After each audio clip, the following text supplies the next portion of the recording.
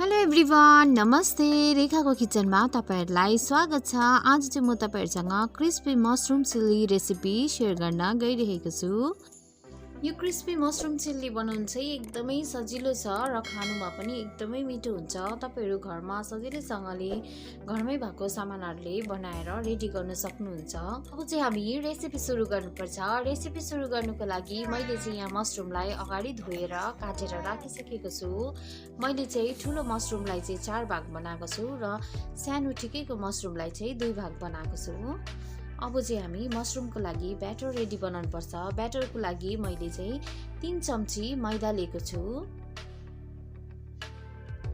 3 चम्ची कर्नफ्लोर र मैदाको क्वान्टिटी सेम राख्नुहोस् होला। अब म हाल्दैछु कम्ती नुन, रेड चिली पाउडर, अदुवा लसुनको पेस्ट। यो सबै हालिसकेपछि कम्ती पानी हाल्दै सेमी थिक ब्याटर बनाउनु पर्छ। पानी चाहिँ कम्ती गर्दै हाल्नुहोस् होला। पानी कम्ती गर्दै हाल्नुभयो भने चाहिँ ब्याटरमा लम्स पनि बस्दैन र हामीलाई कतिको ब्याटर चाहिन्छ त्यो हामीलाई अन्दाज पनि हुन्छ।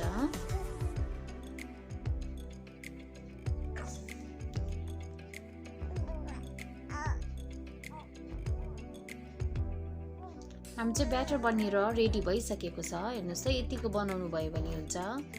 यदि तपाईहरुलाई बाक्लो पातला भएको जस्तो लाग्छ भने तपाईहरु फेरि कर्नफ्लोर र मैदा एड गर्न सक्नुहुन्छ। ब्याटरले चाहिँ मशरुमलाई मजाले कोट गरेको हुनुपर्छ। जस्तो पकौडाहरू बनाउँदाखेरि बनाउँछ ब्याटर, त्यस्तै बनाउँदाखेरि हुन्छ। हेर्नुहोस् त, मशरुमलाई मजाले कोट गरेको छ। तपाईहरुको पनि मशरुमलाई चाहिँ यसरी नै कोट गरेको हुनुपर्छ, नभए हाम्रो मशरुमको पकौडा राम्रो बनिँदैन।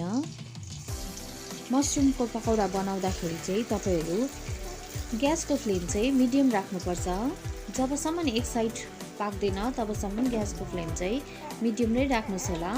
एक साइड मजाले पाकेपछि मशरुम माथि चढिनु थाल्छ, त्यतिखेर मात्रै चलाएर ग्यासको फ्लेमलाई हाई गर्नुहोस् होला।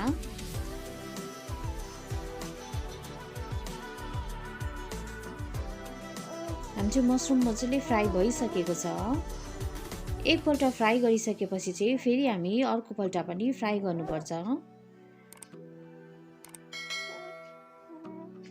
अर्कोपल्ट फ्राई गर्नुभयो भने चाहिँ हाम्रो मशरुम चाहिँ क्रिस्पी बनिन्छ, किनकि मशरुममा हाम्रो अलरेडी पानी हुन्छ, त्यही कारणले मोइस्ट हुन्छ। फेरि रिफ्राई गर्नुभयो भने चाहिँ हाम्रो मशरुम क्रिस्पी बनिन्छ।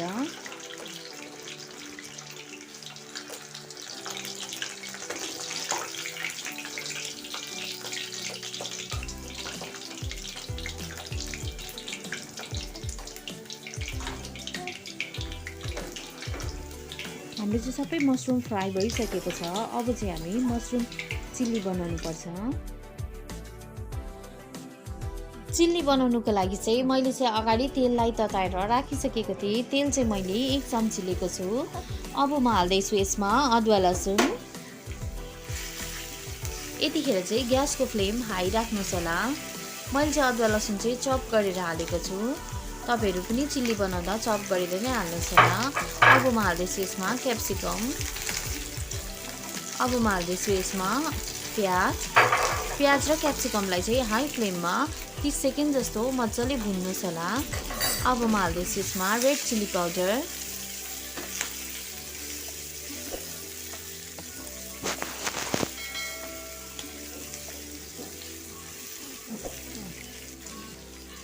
अब म हाल्दैछु यसमा 1 चम्ची टमेटो केचप, 1 चम्ची डार्क सोया सस,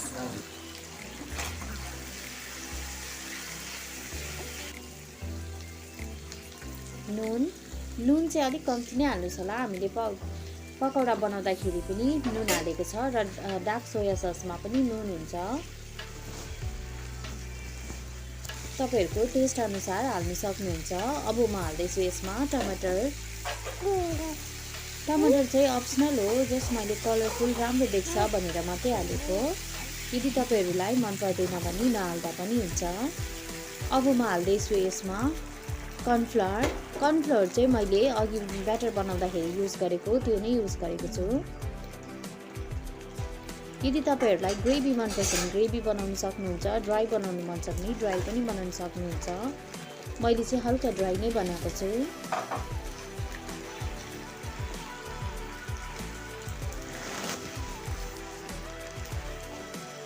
मसरुम हालिसकेपछि चाहिँ बेसी पकाइरहनु पर्दैन। हाई फ्लेममा 30-35 सेकेन्ड मजाले मिक्स गर्नुभयो भने भइहाल्छ।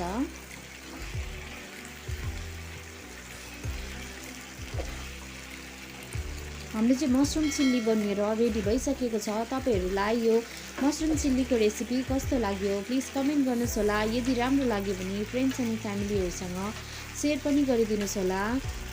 यदि तपाईहरूले मेरो च्यानललाई सब्सक्राइब गर्नुभएको छैन भने सब्सक्राइब पनि गर्नुहोस् होला, किनकि म घरै भएको सामानहरूले एकदमै मिठो अनि हेल्दी रेसिपीहरू बनाएर तपाईँहरूसँग सेयर गर्छु। तपाईँहरू पनि त्यो बनाएर इन्जोय गर्न सक्नुहुन्छ।